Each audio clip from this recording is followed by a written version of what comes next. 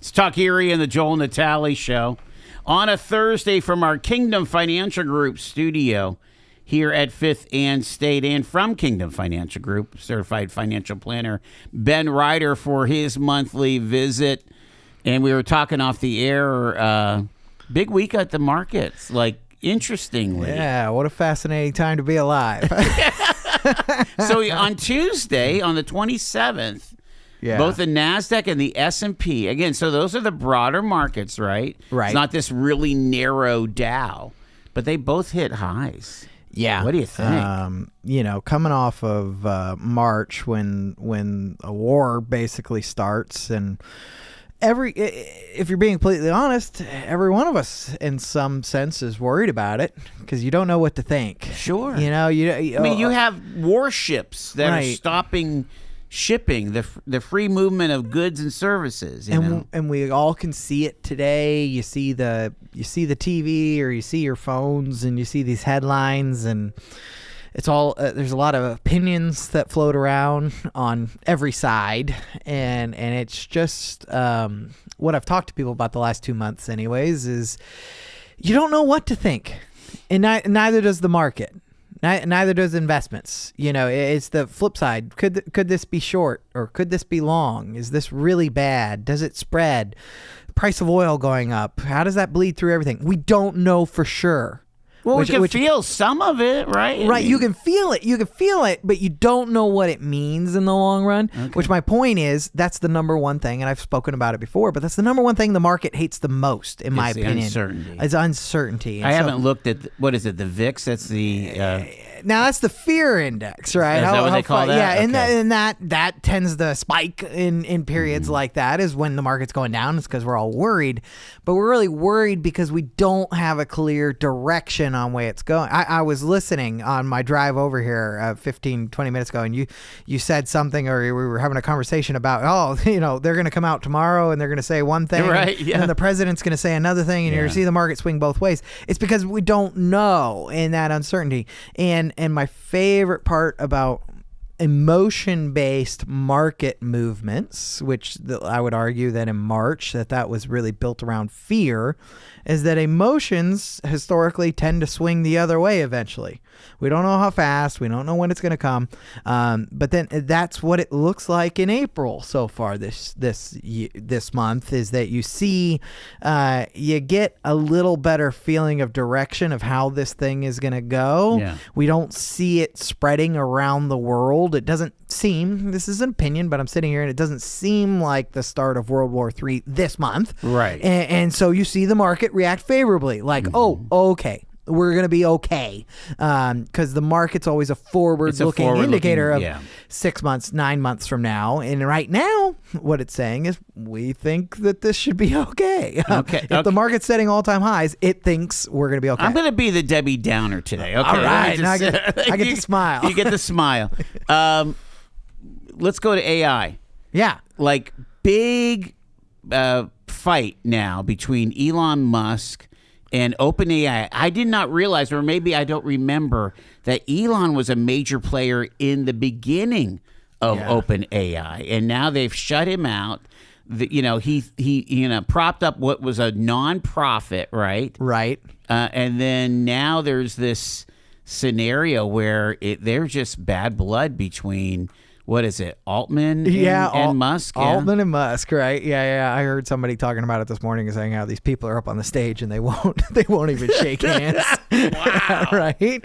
And but I mean that, and then there's that whole volatility around AI that's affecting the Nvidia stocks or the other stocks. Yeah, right? no, it's a good example. That was the biggest headline. I mean, I think coming into Wednesday is you had 4 of the Mag 7. So it was Amazon, Alphabet, Meta, and Microsoft. They're all putting out their quarterly earnings reports and seeing how most people are questioning the AI side of those businesses. Is it going to be profitable? It's because they're spending so much capital on it. Capital investments. That's historically how it works. You have companies who are making investments in an area that maybe not is generating as much revenue yet, and people buy it because they go, look, these really, really smart companies or really smart people are investing all this money into it. It must be worth something, so the price starts going up, right? But the truth is not generating all the revenue to support that price yet, and then eventually at the point like this where those companies get more and more expensive to buy, people start to question it and go, wait, have we bid it up too fast? Right. My step out of like investing money into anything, I think my nerd side comes out and I go, yeah, isn't that interesting to watch the fights that happen?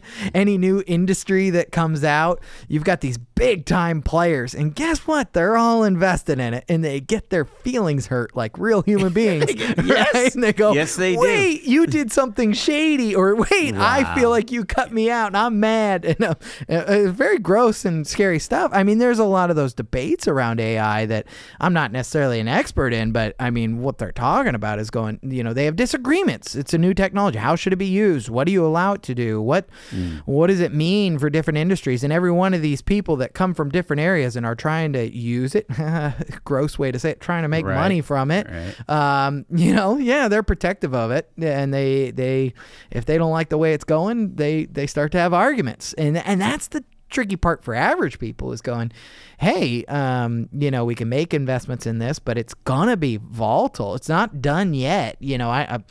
I think that's the craziest part about AI, which I don't necessarily agree with, but they're talking about the speed of how fast it's going to be implemented, that like 6 months from now, people's jobs, in different areas, it's going to be, and I'm going, ooh, hold on. There's going to be people to pump the brakes on it too. Not all of us are ready to jump 1,000% on board and say, oh, this is the way life is. That's we don't see Waymos around here. I mean, there are people that are dabbling in it, but it's right. It's not fundamentally changing everything all at once. No, not everywhere. Not all at once, right? And I think that again, twist that back to the investing side, is that's where I go, right, that's where I've spoken about winners and losers before, is that there is going to be some that really make sense and people adopt quickly.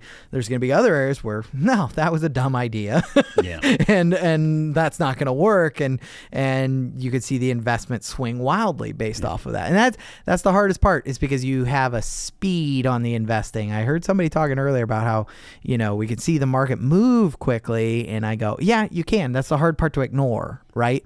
Because the truth of the matter is, now for 3 years, the market's been going up. If you look at the last 10 years of the Dow, the one that we like less, what's the total return on the Dow in the last 10 years? All the things that have happened, COVID, these political fights, you got different presidents, you got people upset about different things, you got wars now, and you look at the total return and you go, wait, if I just held on, I would have made the money, which is the hardest thing to do today. Let me push on that now too. Yeah, because it almost seems like the market is set up the way that it is, and how much money is in, and how diverse. Yeah, I mean, because again, as one of the callers said, only rich people are in the market. Well, if you consider teachers rich, or you consider, people that work for hospitals that, that have 403Bs. No, everybody's in the market. That's the other part of this.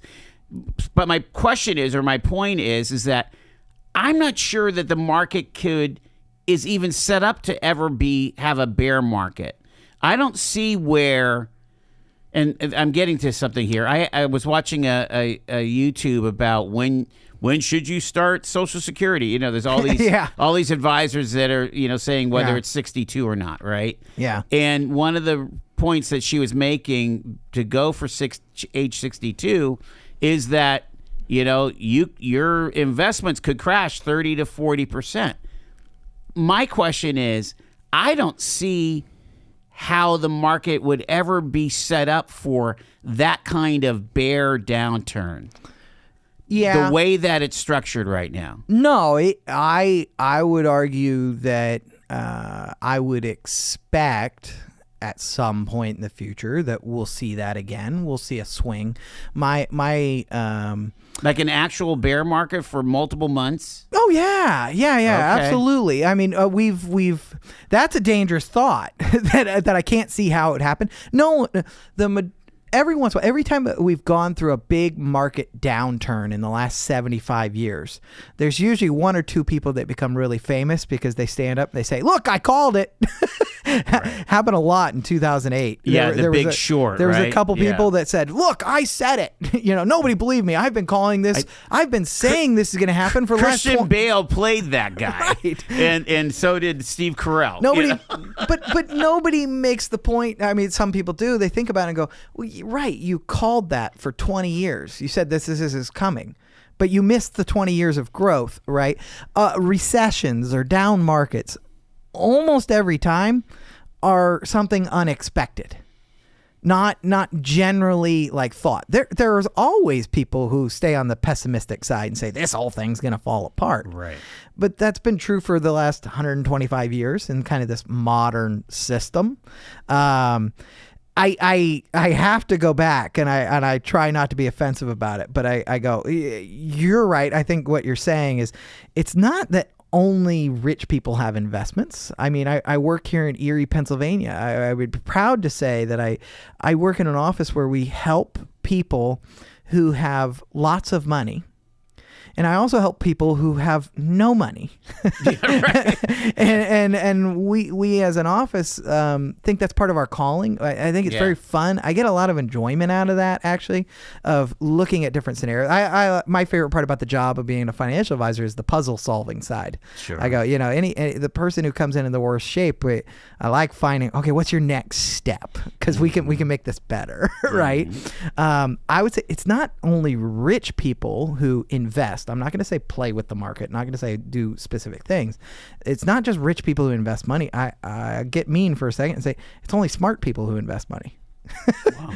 In different ways, who set some money aside in some other way, and who go, hey, I need to think about what my goals are in life and what my long-term plan is, because I know that tomorrow might be different than today, and I'd like to build some security in saying I've got different avenues in my life that I put the assets that I've been able to be entrusted with. I've been able to use it in different ways, and I'm not just thinking about today and the things I want today. I'm thinking about forward looking as well. So it's a real shift in thinking. I think financial advisors, particularly CFPs, which is certified financial planning, in the last 35, 40 years have done a much better job, because before then I would argue there's not really financial planners in America. It's an interesting industry, just timing wise. I love talking about history of markets and different things, but if you go back to the 80s, I would argue it was mostly like stockbrokers and insurance salesmen, and because that's what was being offered. Because if you go back further than that, the average person in America usually had pensions and things. Right. And so they didn't really need a lot of financial advice because they weren't really managing their own assets that much, unless you really were that wealthy. Mm-hmm. But back then, around the fourth quarter of 1900s was when people started putting money in 401ks and that sort of thing, and started building their own financial net instead of depending on some company or some government that said, "Oh, we're putting money away for you. Now you got to do it yourself." Right. And so it is very average American, I would argue, who should be using some of those tools, whether it's some sort of retirement account or investment growth oriented product in line with the other things, whether having some money safe or making sure you're taking care of your family, that for the average person at some point in their life, they should be at least doing research on their own, and it's gotten easier. Even with small amounts of money, there are ways to start setting it aside and forming those good habits. I don't want to get on my high horse here and my stump speech, but let me ask you, how a financial plan with a certified financial planner helps soften the blow of like a bear market like that. Yeah. I mean, if this lady was right on this YouTube that, more than likely before you die, there'll be a 30 to 40% downturn in the market, you know, I mean, isn't having a plan just for exactly that kind of scenario? Yeah, it helps. Any good financial plan, there's different statistics out there, but if we just went back and looked at the last 125 years, I've seen a couple different stats on it, so I'm not quoting anything in particular, but it's something like every 7 or 8 years we average a recession in the last 100 years. So I tell people the one thing I can almost promise about investing is that we will have another bad year, right? Yeah. No matter how good it feels today, or if and whether you agree with it or not. We shouldn't forget that. Right. What was it, 23 or 22? Yeah, 22. We had 2 negative quarters of GDP growth. Yeah. I think the low point on the S&P was somewhere in the high 20s of what it dropped. Yeah. 2008 was worth. In March of 2020, the stock market was down like 35% in 1 month because that was COVID and the government shut everything down. Yep. Now we finished back up. So the point about the financial planning and the markets being down, right, that should be in any good financial plan. If you're going to invest money, I'm not saying you need to know when the market's going to be down. You need to be able to expect it. It's part of the deal, is that if you're going to invest money, you're going to have bad times too. So that's what, if you know that going in, it helps you from being overly emotional. The main problem, I guess 2 problems with investing today is people get emotional about it, and they also try to time it. Okay, which is like the 2 big no-nos on, I would argue, on investing, is that you let that fear, or you let that whatever you're hearing from your neighbor, or you're seeing on one news channel, that it's going to make you make decisions about your long-term goals. Right. And I go, if the market goes down tomorrow, did it change what you want in your life? No. If the market goes down tomorrow, do you need all of your money? If the answer is yes, you shouldn't be investing. If the market goes down tomorrow and you need all of your money, you should actually think about whether you are invested. Right. Yeah. For the majority of people who set some money aside in every paycheck or every month or a couple times a year, they don't need all their money tomorrow if the market goes down in a recession or in a correctionary period. And so I go, great. That doesn't change your plan. Your plan is to use your money. The majority of people, the average American today, the idea is I'm setting aside money so I can use it the rest of my life. Yeah. Let's try to sneak one phone call in. I literally have like 30 seconds, but go ahead, caller. Okay. I want to ask your guest, a managed fund should outperform the Standard & Poor's, any of those gauges or standards. And if a managed fund doesn't outperform the Standard & Poor or any of the other indexes, why not just go to an exchange-traded fund? All right, I'm going to have him answer off the air. I appreciate it, man. I mean, it's a good point, if you're going to have your thing managed. But again, what is that timeline that you're comparing, right? I'd make 2 points. I would say that's a little bit of a generic statement, because a managed fund can be trying to do a whole bunch of different things. There are a lot of managed funds that are not trying to beat the S&P because they're taking less risk. Okay. So what you need to look at and go back to is, well, wait, what is a managed fund actually investing in?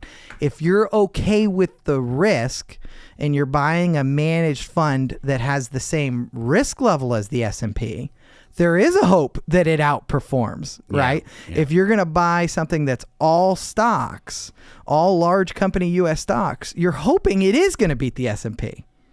If it can't, if it underperforms, that's when people do start to take money away from that and go, I'll just index in it because the market beats it. You're right.